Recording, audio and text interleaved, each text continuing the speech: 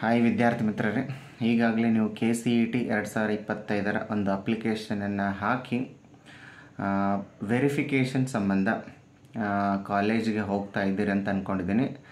ಕೆಲವೊಂದು ಕಾಲೇಜುಗಳಲ್ಲಿ ಏನಾಗಿದೆಯಪ್ಪ ಅಂತಂದರೆ ಪ್ರಿನ್ಸಿಪಾಲ್ರು ಏನಪ್ಪ ಅಂತಂದರೆ ಅವರು ಒಂದು ಯೂಸರ್ ID ಮತ್ತು ಪಾಸ್ವರ್ಡನ್ನು ಇನ್ನೂ ಅಪ್ಡೇಟ್ ಮಾಡಿಲ್ಲ ಅಂತ ಅನ್ನಿಸ್ತಾ ಇದೆ.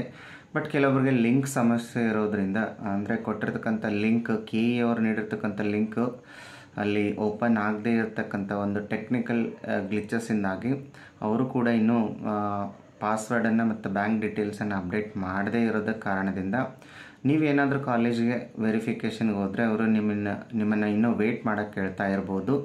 ಅಥವಾ ಆಲ್ರೆಡಿ ಏನಪ್ಪ ಅಂತಂದರೆ ನೀವು ಕಾಲೇಜಲ್ಲಿ ಅವರು ಯೂಸರ್ ID ಮತ್ತು ಪಾಸ್ವರ್ಡನ್ನು ಕ್ರಿಯೇಟ್ ಮಾಡಿ ಅವ್ರ ಬ್ಯಾಂಕ್ ಡೀಟೇಲ್ಸನ್ನು ಅಪ್ಡೇಟ್ ಮಾಡಿದರೆ ಆದರೆ ನೀವು ಹೋದ ತಕ್ಷಣ ಅವರು ಈಸಿಯಾಗಿ ವೆರಿಫಿಕೇಷನ್ ಮಾಡ್ತಾರೆ.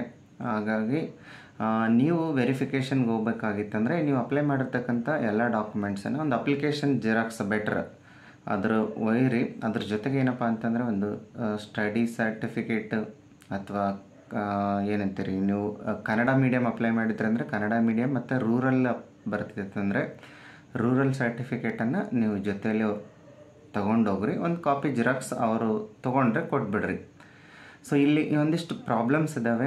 ನೀವು ವೆರಿಫಿಕೇಷನಲ್ಲಿ ಏನು ತೊಂದರೆ ಆಗ್ತಾಯಿದೆ ಅಂದರೆ ಕಾಲೇಜಿನ ಪ್ರಿನ್ಸಿಪಾಲ್ರಿಗೆ ಅಲ್ಲಿ ಅವರಿಗೆ 2 ಆಪ್ಷನ್ಸ್ ಇದೆ. ಒಂದು ಅಪ್ಲಿಕೇಶನ್ ನಂಬರಿಂದ ನಿಮ್ಮ ಡೀಟೇಲ್ಸನ್ನು ಫೆಚ್ ಮಾಡ್ಬೋದು ಅವರು, ಅಥವಾ ರಿಜಿಸ್ಟ್ರೇಷನ್ ನಂಬರಿಂದ ನೀವು ಮೊನ್ನೆ ಪ್ರಾಕ್ಟಿಕಲ್ ಎಕ್ಸಾಮ್ನಲ್ಲೇ ಬರಿತಾ ಇದ್ದಾರಲ್ಲ ಆ ರಿಜಿಸ್ಟ್ರೇಷನ್ ನಂಬರಿಂದ ಕೂಡ ಅವರು ಫೆಚ್ ಮಾಡ್ಬೋದು.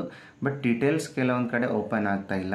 ಸೊ ಯಾಕೆ ಓಪನ್ ಆಗ್ತಾ ಇಲ್ಲ ಆ ಥರ ಡೀಟೇಲ್ಸ್ ಅಂತಂದರೆ ಏನು ಪ್ರಾಬ್ಲಮ್ ಆಗಿತ್ತು ಅಂದರೆ ಕೆಲವೊಬ್ಬರು ಸ್ಟೂಡೆಂಟ್ಸ್ ಏನು ಮಾಡ್ತಾ ಇದ್ದಾರೆ ಅಂದರೆ ಅಪ್ಲಿಕೇಶನನ್ನು ಹಾಕಿಬಿಟ್ಟು ಇನ್ನೂ ಪೇಮೆಂಟ್ ಮಾಡಿಲ್ಲ. ಬಟ್ ಪೇಮೆಂಟ್ ಮಾಡ್ದೇ ವೆರಿಫಿಕೇಷನ್ಗೆ ಏನಪ್ಪ ಅಂದರೆ ಕಾಲೇಜಿಗೆ ಹೋಗ್ತಾ ಇದ್ದಾರೆ. ಸೊ ಈ ಥರ ನೀವು ಅಪ್ಲಿಕೇಶನ್ ಹಾಕಿ ವೆರಿಫಿಕೇಷನ್ಗೆ ಹೋದರೆ ಆಗಲ್ಲ.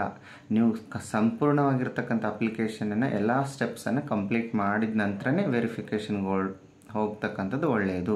ಅಂದರೆ ನೀವು ಪೇಮೆಂಟ್ ಆಪ್ಷನನ್ನು ಕಂಪ್ಲೀಟ್ ಮಾಡಿದ ತಕ್ಷಣವೇ ವೆರಿಫಿಕೇಷನ್ಗೆ ಹೋಗಬೇಕಾಗತ್ತೆ. ಸೊ ಬಿಫೋರ್ ಪೇಮೆಂಟ್ ನೀವು ವೆರಿಫಿಕೇಷನ್ಗಲ್ಲಿ ಯಾವುದೇ ಥರದ್ದು ಪ್ರಿನ್ಸಿಪಲ್ ಲಾಗಿನಲ್ಲಿ ನಿಮ್ಮ ಡೇಟಾ ಓಪನ್ ಆಗ್ತಾಯಿಲ್ಲ. ಹಾಗಾಗಿ ವಿದ್ಯಾರ್ಥಿಗಳೇ, ನೀವು ವೆರಿಫಿಕೇಷನ್ಗೆ ಹೊರಡೋದಕ್ಕಿಂತ ಮೊದಲೇ ಎಲ್ಲ ಅಪ್ಲಿಕೇಶನನ್ನು ಕಂಪ್ಲೀಟ್ ಮಾಡಿ ಪೇಮೆಂಟನ್ನು ಮಾಡಿ ನಂತರ ಕಾಲೇಜಿಗೆ ಹೋಗಿ. ಸೊ ಈ ರೀತಿಯಾಗಿರುತ್ತೆ ವೆರಿಫಿಕೇಷನ್. ಸೊ ಇಲ್ಲಿ ಮೇನ್ ಮುಖ್ಯವಾಗಿರ್ತಕ್ಕಂಥದ್ದು ಏನಂದರೆ ನಿಮ್ಮ ಪ್ರಾಂಶುಪಾಲರು, ನಿಮ್ಮ ಕಾಲೇಜಿನ ಪ್ರಾಂಶುಪಾಲರಾಗಿರ್ಬೋದು, ಓನ್ಲಿ ನಿಮ್ಮ ರೂರಲ್ ಮೀಡಿಯಮ್ ಮತ್ತು ಕನ್ನಡ ಮೀಡಿಯಮ್ ಅಥವಾ ಕರ್ನಾಟಕದಲ್ಲಿ ನೀವು ಎಷ್ಟು ವರ್ಷ ಸ್ಟಡಿ ಮಾಡಿದ್ರಿ ಅಂತಕ್ಕಂಥದ್ದು ವಿಷಯದ ಬಗ್ಗೆನೇ ವೆರಿಫೈ ಮಾಡ್ತಾರೆ. So thank you for watching.